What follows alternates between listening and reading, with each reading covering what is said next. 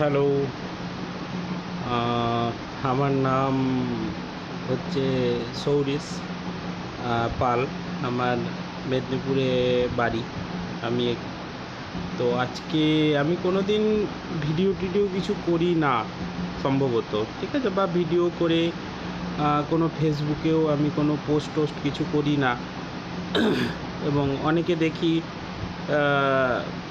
ফেসবুকের মাধ্যমে রিলস বানায়, অনেকে কিছু ভিডিও পোস্ট করে ইনকাম করে, বাট আমি ওরকম কিছু করি না, অত জানিও না।